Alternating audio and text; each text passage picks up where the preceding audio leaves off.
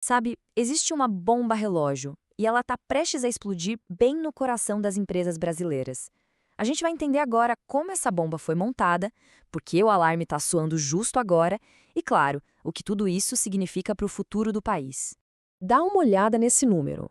5.680.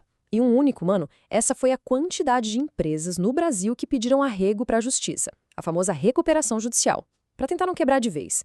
É um recorde histórico, viu? Para você ter uma ideia do tamanho do problema, isso é 5 vezes mais do que durante a pandemia. 5 vezes! É um sinal de alerta piscando em vermelho vivo. E o pior é que a gente não está falando só de negócios pequenos. A crise pegou em cheio os gigantes. Nomes que fazem parte do nosso dia a dia, sabe? Empresas como Raízen, Pão de Açúcar, Americanas, Casas Bahia, Gol, Oi. Companhias que juntas valiam uma fortuna, centenas de bilhões de reais, e que de uma hora para outra simplesmente bateram no muro. Então, a pergunta que fica é: como é que a gente chegou nesse ponto? A busca pelo grande culpado por trás dessa crise toda acaba nos levando a uma causa principal, bem específica. E essa é a pergunta de R$ 1 milhão, né? Como que uma empresa que parece estar bem, que vende, que tem clientes, de repente está ali na beira do abismo? Parece até que não faz sentido, mas a resposta para isso revela o verdadeiro problema e, olha, é mais assustador do que parece. O principal fator tem nome e sobrenome: taxa Selic. Falando de um jeito bem simples, a Selic é tipo o preço oficial do dinheiro no Brasil. É a taxa de juros básica da nossa economia. E o fato é que o Brasil tem a maior taxa de juros real do mundo. Ou seja, mesmo quando a gente tira a inflação da conta, o nosso juro continua sendo o mais alto do planeta. Na prática, pegar dinheiro emprestado por aqui custa os olhos da cara. E esse exemplo aqui mostra o tamanho da loucura. Pensa bem, o Pão de Açúcar, uma empresa enorme, gera dinheiro com os supermercados. E mesmo assim, esse lucro todo não é suficiente nem para pagar os juros da própria dívida. É uma situação bizarra, para dizer o mínimo. Então, o ponto crucial é exatamente este. O custo para manter a dívida, inflado por esses juros altíssimos, ficou maior do que o lucro que a empresa consegue gerar na sua operação do dia a dia. A empresa trabalha, vende, se esforçam, mas todo o dinheiro que entra vai direto para o ralo dos juros, e muitas vezes nem dá para cobrir a conta toda. Bom, agora vamos ver como isso se transforma numa armadilha de verdade. Porque existem alguns mecanismos meio escondidos que tornam esse ambiente de juros altos uma coisa extremamente perigosa para as empresas.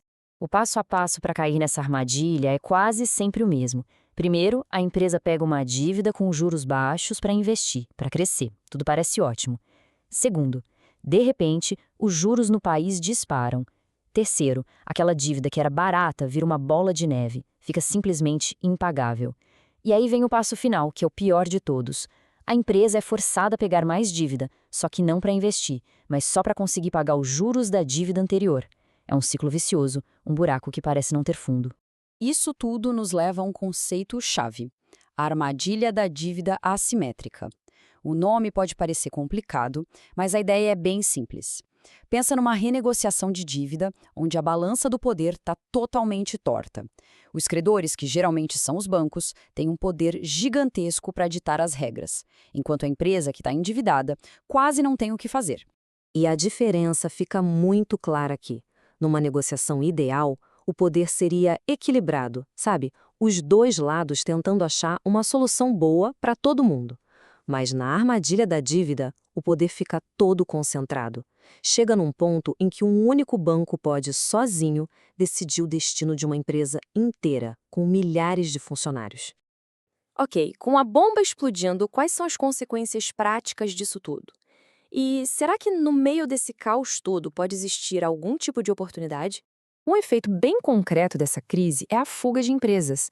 Companhias brasileiras super tradicionais, como a Lupo, estão literalmente movendo suas fábricas para países vizinhos, como o Paraguai. Elas estão buscando custos menores e um ambiente mais amigável para conseguir sobreviver. Mas e se esse cenário caótico todo estiver, na verdade, criando uma oportunidade? Será que a crise de uns pode acabar virando lucro de outros? A resposta é sim. Toda essa turbulência criou uma das maiores janelas de oportunidade das últimas décadas para investidores.